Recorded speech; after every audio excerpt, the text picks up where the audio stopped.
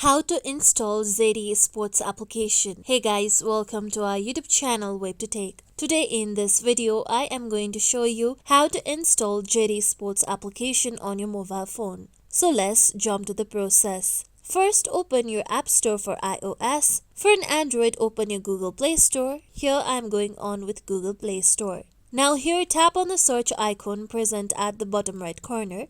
Then tap on the search bar present at top. Now type in ZD Sports, then tap on the search icon present on your keyboard. With this, here you can see ZD Sports. Now tap on ZD Sports option. Now here you'll be able to find install option. Tap on install.